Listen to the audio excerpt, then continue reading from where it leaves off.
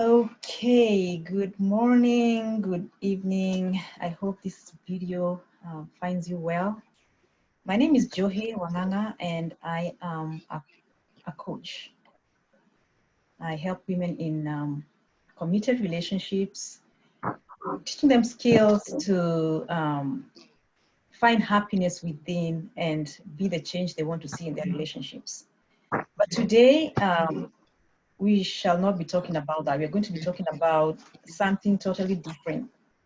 I was recently certified in disaster response, which involves assisting individuals in crisis. And one of the classes I took was about suicide intervention.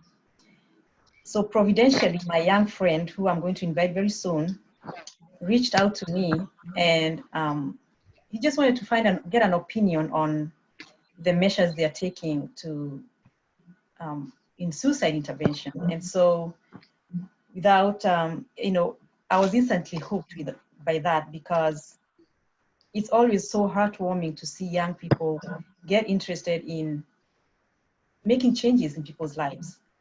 And again, also because personally, I have lost two members of my family to suicide. So this is something that's very personal to me. So without further ado, I'm going to invite my young friend here called Judah Njoroge. And so welcome, Judah. And Hello. hi, welcome to our interview over here. So tell us a little bit about you. Who is Judah? My name is Judah Njoroge. I am in Kenya right now. I am a 22-year-old who had, let's say, a dream, and I'm glad that right now I'm getting to participate in what I dreamt about and at the same time help people. I recently completed my campus and I'm graduating this year with a degree in IT. So I think that basically sums up who Judah is. Okay, awesome, wonderful, young man, 22. You're pretty young. I thought you were older than my son, but hey, that's fine. Yeah, I'm saying my son because Judah and my son have been friends for, I think, 9 years, is it? Yes, about nine Nine? years. Yes, awesome. So I see you're wearing a t-shirt called Yes. So yes, what is Yes? What is YASS? YAS stands for Youth Against Suicide and Suicide. So we normally parenthesize it with the Youth Against Suicide, and then the S is in brackets because we do believe that we are fighting for an individual first before we fight for the group.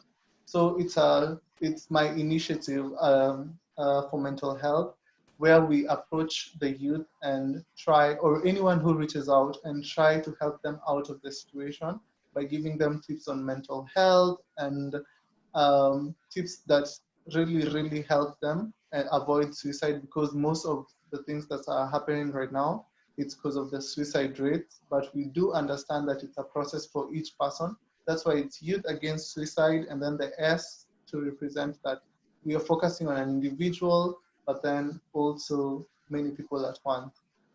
Awesome. So why did you start how did you get into that? Um, I started YAS in 2017, but this was more of a personal venture. I had gone through a period of depression after something in my life, which was a really big goal of mine, didn't work out. And I found that I was not able to reach out to people. And at the same time, didn't know what I was going through, so they were not very able to reach out to me that time. And since I'm an introvert, many people thought it was normal for me to just be quiet. But inside I knew I was suffering. And then after now the depressive state, when I looked back at my life, I realized, oh, there was something that was very wrong about it. So I started trying to help people online by just reaching out anonymously and being like, do you need any help? What are you going through? And I found that there was a need for this. People really responded positively to me asking them if they needed a person to listen to them. And then there was another highlight in my life where a person I knew a girl in my university, in my campus, happened to commit suicide after us trying the normal methods. Like, we did not reach out as much, and she was not that open to talking because it was kind of this suicide topic is kind of stigmatized all over the world. So she ended up committing suicide, and I really, really felt bad because I felt like I could have been there more if I could have reached out to her anonymously or through some other way or guided her towards something. Most likely, I will have made a difference, however small it will be, for her to be here with me today. And I decided, since my online reaching out is really getting people some help, why don't I do it on a large scale where I not only benefit the people around me, but also people who are going through the same thing in my campuses, in other campuses, in universities like mine, in other higher learning institutions. And I decided to now start a program on it. And in 2018, I think about 2018 is when I created the whole year's program and launched it earlier this year after some groundwork and grassroots movements. Wow, awesome. So you mentioned that you went through a depression. Did you at any time think about committing suicide yourself? I did not get there per se, but what I could have said is I felt so alone. I felt like I couldn't talk to anyone. And what I've realized about most of the people who have reached out before reaching to a place where they need to commit suicide, it's a step-by-step process. And most of them start by being depressed, feeling like they cannot reach out. So I started seeing how my journey would have led there if I did not get the help that I got to help me out of my depressive state. If I did not seek out help myself, I would have ended up there because mostly we've seen that it's a step-by-step process which ends up with the major thing being suicide. Wow. So you mentioned that you already laid some great groundwork on what it is that you have planned to do. So what is this groundwork you're talking about? Are you reaching people in the campuses? How are you doing that? Okay. When I started, yes, I started with a group of friends as volunteers. We made a pact to reach out to people, our classmates, people we've not talked to before, because we were about 150 students in our class, and I had only interacted with, I think, about 50 of them. So we made a pact of trying to just say hi to a person who you've never talked to before, say hi to a random person on the street and ask them, do you need help? Get some text from, text someone from the groups you're in the campus, our WhatsApp groups, and being like, hi, how was your day? And we found that people responded positively because, number one, we did it so anonymously such that we do not expose anything that we're doing. And this was the first step to us. The next step was creating an online kind of platform. So we did a WhatsApp group where people would reach out to us and we will give them like the advice on what we have experienced and what we have gone through ourselves. Um, and then another thing was we started going out and really sharing stories. We started sharing stories with the people around us, our neighbors, saying that I'm going through this right now. Or will you have gone through a similar thing? We found that most of us were going through similar things, and some of us had solutions for others, while other people who had some problems could have solved them but through the knowledge of another person. So we decided, actually, we did this series of meetings, and I came up with that idea. It just struck me that all these people, we are interconnected, and some people have solutions for others, but because we do not reach out, we cannot even know what we have for each other. And I decided to come up with a platform now where it's fully online and people can really gather information from each other, and us as an organization can source information from these people and try to help other people. Awesome. So your organization is registered in Kenya. Yes, we're in the process of registering it. For a nonprofit, we've already registered the name, Mhm. so we got our name. But as a nonprofit, we need to jump some hoops. So we need to get the directors, we need to get people on board, and I'm now operating them and getting the details to finish the registration process. But we can operate as a business because we have a business name already. You have a what? I missed that part. We have a business name. Oh, okay. Wow. Yes, that's So the registration process here in Kenya. I'm losing you a little bit. I don't know what's happening. But so when you say you're reaching out to the people, you talk to them on the way. How about the school itself? Were you able to reach out to anybody in position to just let them know what it is that you're doing? We have recently reached out to our what are they called? Our lecturers who support this. One of them, called Mr. Oyer, gave us a directive of how to contact counselors and how we can get in touch with counselors who volunteer their time for professional counseling. And mostly it has been like the lecturers who have taught me personally and who know me personally, who I reach out to for advice and also for some of the connections and for how can we move on and how can we help get more people to volunteer. So yes, the school has backed us up, and the students especially are really, really into this program because they want to help and they also want to seek out some of the solutions to what they're going through on a daily basis. Okay, wow, that's wonderful that you're able to get that kind of support. So, on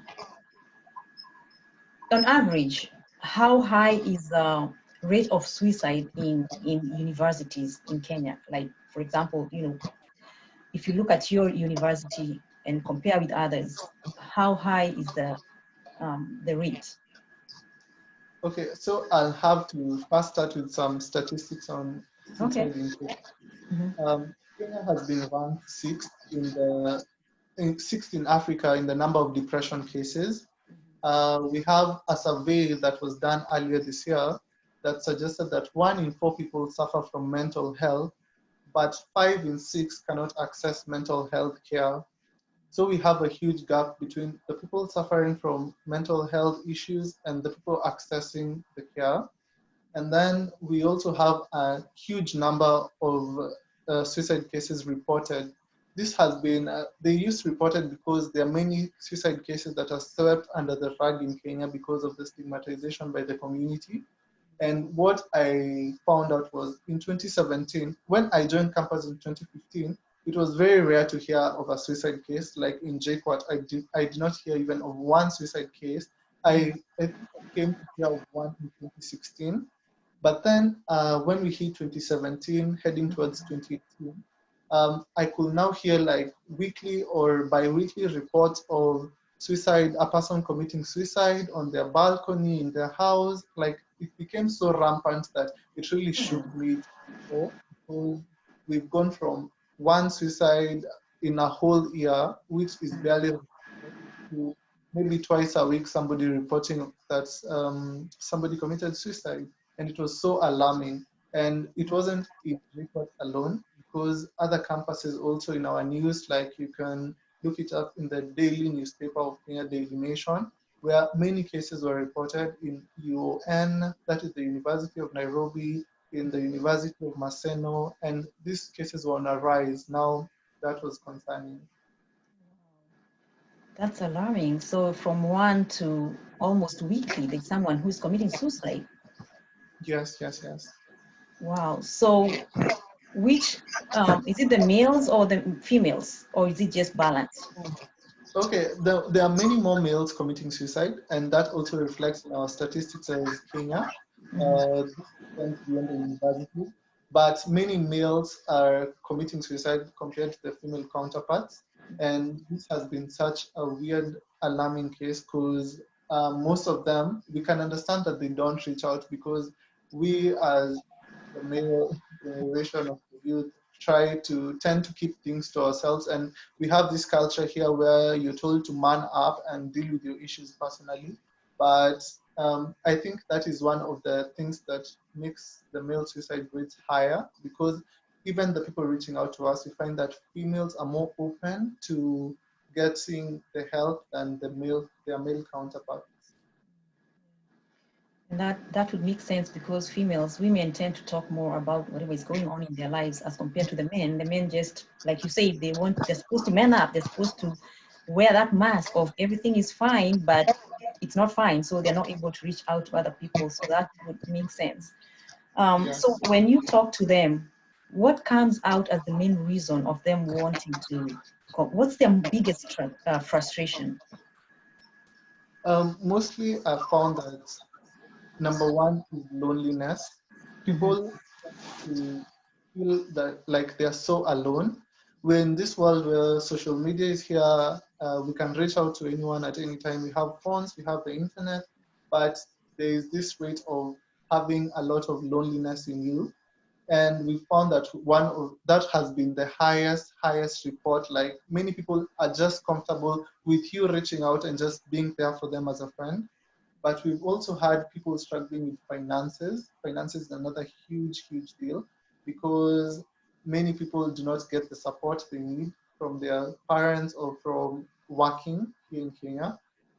Another thing we found out is many people, because of love and relationships, people do not know how to deal with the extremities of a relationship mostly, and this tends to also bring up some cases. And then there are other general cases, a few cases like sicknesses, maybe the death of a parent, maybe you have a depression from failing in school.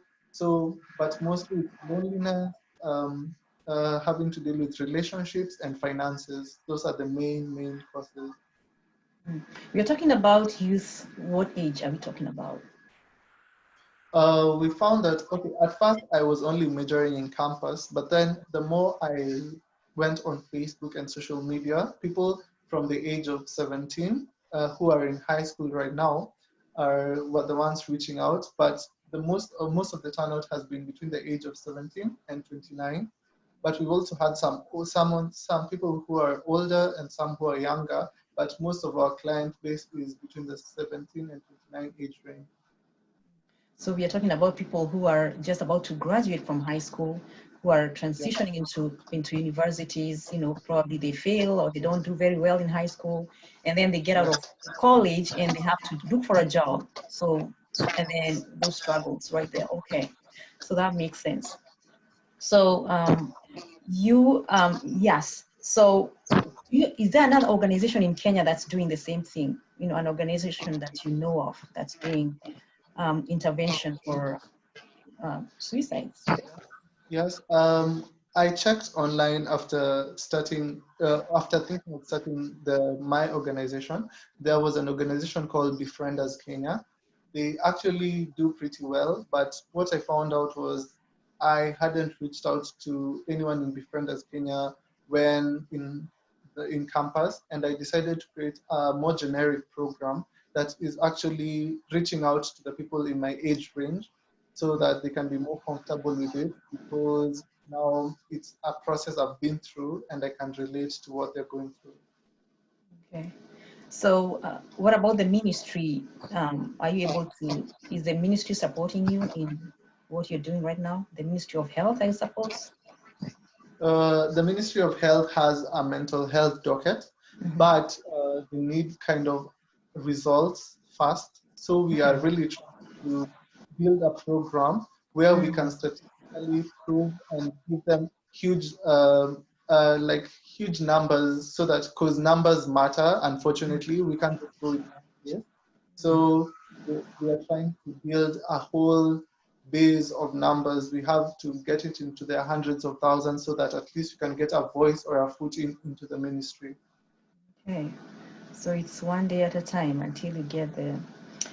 All right. So I want to understand. So you and your team are volunteers, and Oh, are you qualified in counseling or therapy, or do you have anyone who's qualified in your group? we have two branches of how we reach out to the people. We have peer support and professional counseling. For what we first started as what we have experienced and what we have gone through in our lives to now give back to people. But I found some courses online on mental health, which are certifying me and my group right now, the volunteers I have.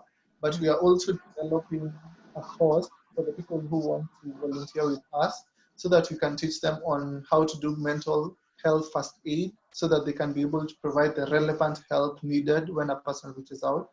But when a case goes beyond our scope as we are right now, we normally refer people to the professional counselors where they can be taken through now medical professional help and help them with their situation. Wow, wonderful. So you've really done a lot of groundwork over there. So um, you have a website. Yes, yes, we have a You website. have a website.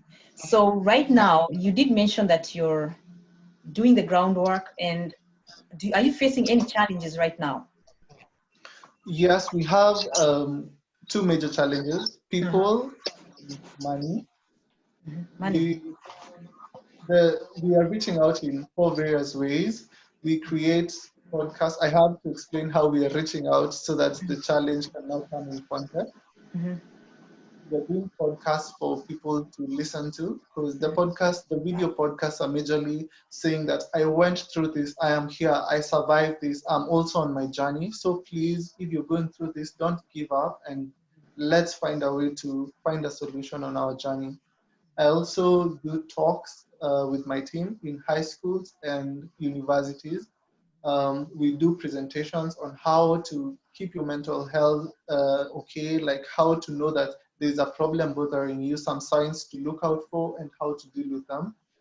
We also go to places where, if we are needed, most people reach out online, but we have had some few cases where a person is actually in the process of committing suicide. So we have to go to where they are physically and try to calm them down, try to get them the help they need, and that also costs us some money. And in all this, we have movement costs. We need projectors because in the presentations, my laptop is what I'm using right now. It suffices for now, but we found ourselves in situations where there are large numbers of people and we do not have the projector or an amplifier of sound where we can spread our message. And all those costs are coming in and adding up. And right now, since we're volunteering and it's all out of pocket and we are university students not working yet, we find that money is a huge issue. And that has been like the main core issue of slowing us down so that sometimes you're not able to get to help people to the full extent that we need. And also people in terms of developing a resource, developing the mental health first aid course. We can't just people who reach out to anyone. We need to develop this person. We need to tell them how to counsel them. And this also sums back to money because we need money to develop and really teach people about the cause. And we find that many people are willing to help, but right now we are not in a position to train them physically or online or otherwise. And that's our biggest challenge. Money. So money. So right now, how are you able to raise the little money that you're raising? I know you say that you're volunteers, but probably you're getting money from outside. How are you able to do that? Because you can't just go and say, "Oh, you give me money for this." How do you how do you prove that what you're doing is actually genuine and you're actually doing something to raise the money yourself?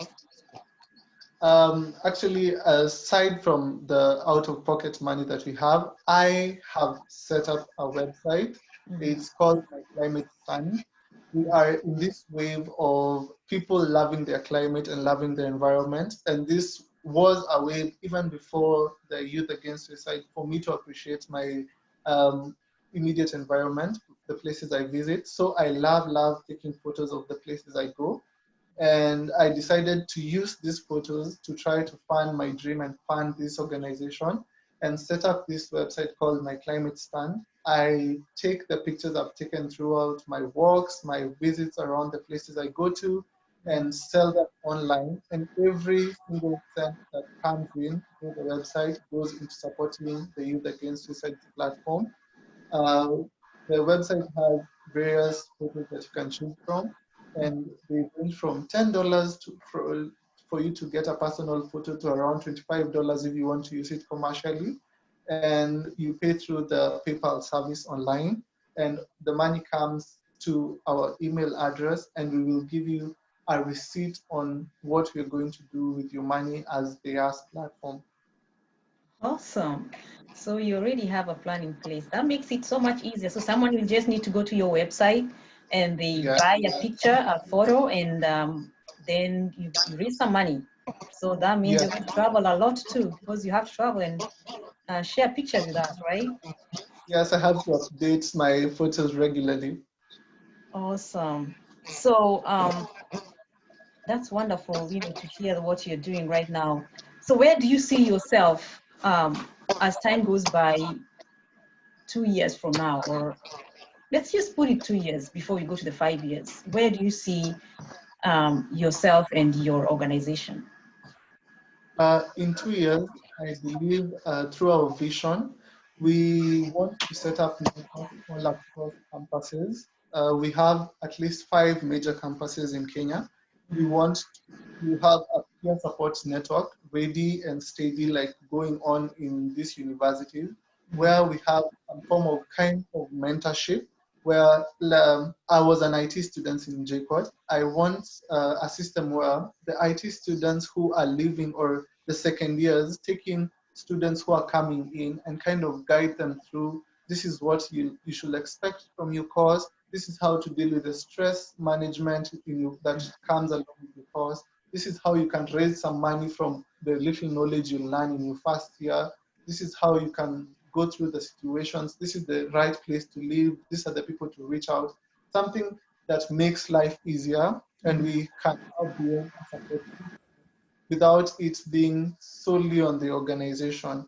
We want to teach people on how to just support each other, and we hope that we can get these systems going in the next 2 years, because I believe when you help one person and they feel that you have helped them in a positive manner, they will reach out, they will be more willing, they will be very open to reaching out to another person and give the same help that they got. And that's where I see myself and the organization in 2 years. Good. That's good vision over there. So have you encountered people who have attempted suicide, and Yes. you've tried to intervene, but they still went ahead and did it? Have you encountered people who are like, because in my class, one of the things that I heard from a firefighter was there are people who say, I don't want to be saved. Why did you save me? Why did you even take me to the hospital? Because when I get out of this hospital, I'm going to go and do the same thing that I wanted to do in the first place. So have you encountered that kind of thing as you go around meeting people who are depressed or wanting to commit suicide? Fortunately, I'd say no, because most of those people who have reached out to us, yes, we've had very, very close cases. For example, we had a girl who called our number when she was just about to commit suicide. She was actually about to throw herself off a ledge. And we slowly but surely managed to get her through the system. And she's one of our best success stories, because 3 days later, she was getting a job. We were distributing her CVs around Nairobi, trying to get her a job. But we've not really had a person who has gone ahead and committed suicide. Thank God for that. But I'm sure the more we reach out, the more we will encounter such cases. And I believe that by then we will be equipped to have the actual resources of trying to get this not to happen. Okay, wonderful. So besides intervening to stop the suicide, you're going a step further and making sure that that person's need is being met. If it's a job, Yes. you find ways to find a job. If they're just lonely, you find ways to get them more busy socially. Is that Yes. some of the things that you're doing? Okay.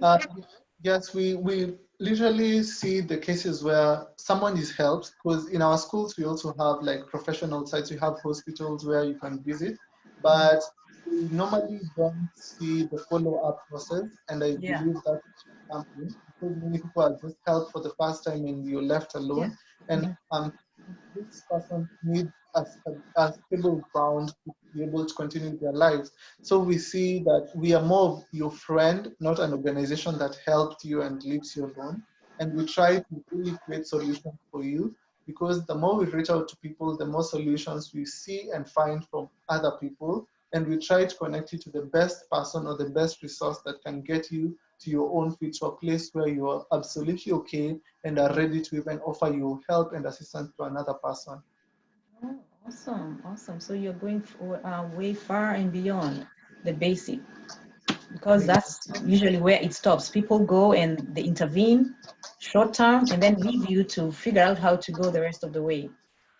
Yes, Wonderful. and we majorly find that a person who has tried to commit suicide once has a more likely chances to commit it again, and without the appropriate help for them, without giving them a plan, without showing them that their life can change, and you just stop them from committing suicide this time, you've just prevented um, a spark of something. You've not gone to the root cause of the thing and tried to get them to really, really be able to support themselves and stand and be healthy mentally and approach this situation in a positive way. So you've just delayed the what's going to happen eventually. Wonderful. So I think we are going to wind up, but before we end this interview, I would just ask you to, what are your last words? What would you want the person who's listening to this video, what would you want from the people who are listening to this video? Um, I'd like to thank everyone listening to this video first and foremost, because you've taken the time to listen to us.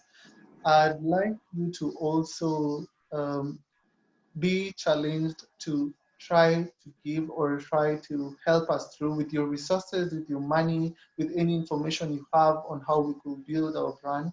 Also, I request you to reach out with any questions, anything that you want clarified from this video. We are here for that, and we are really ready to reach out and express what we've done. I also know that there's an issue with accountability of most nonprofits. So I'm up to being open with my organization and everything that we're doing with every single cent that we receive. So we have a system set up where you will get an email from my climate stand once you buy the photos, and you'll also get a receipt from an official receipt from the Youth Against Suicide platform of what we've done with your money.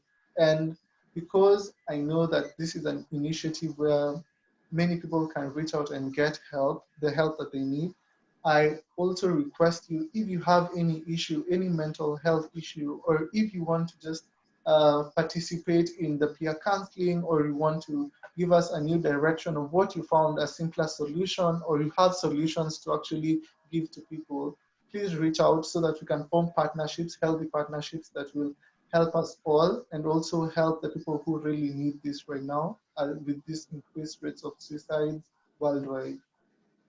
Yes, thank you so much. Yeah, yeah, I've heard that it's a worldwide epidemic. It's an And epidemic. the Suicides youth are. are affected and are so saddened by this, because we are told that we are the future and we are the basis of what tomorrow Yeah, brings. yeah. Can't have ourselves not mentally stable, mentally healthy, and that is not an epidemic for society right now.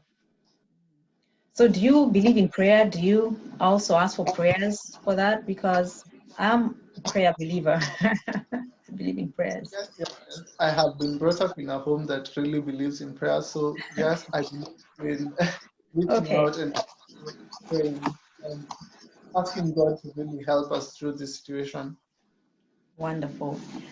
So, so for everyone who's watching this video, that was Judah Njoroge of from Nairobi, Kenya, and you've heard what he had to share about suicides in Kenya and the help that he needs, the work that he's done so far And so what we're going to be doing, we're going to share your website where you're selling your pictures. Anyone who wants to buy a photo, and then you may have money to do those basic things that you need to do for now. And since this is a Kenyan organization, I suppose even people here in the United States would be interested, because we all have children back home, we have relatives, we have young people back home, and we don't know what's sometimes it's happening to their lives. So thank you so much for for being with me and for sharing all that you've shared. And I hope that you succeed in this noble work that you're doing. It's really a noble thing that you're doing,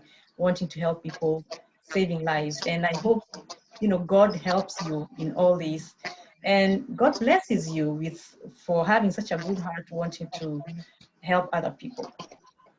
I'd also like to personally thank you for reaching out and Oh, helping get this message out here, and also yes. supporting me, because you actually bought one of my photos. And I really, really hope that, I pray that there are more people like you out there who are really ready to listen to the message, reach out in whatever way they can. And also, God bless you for taking a chance on us as Yas and spreading our message out there and helping us grow in whatever way we can. Thank you very much. You're welcome. Okay.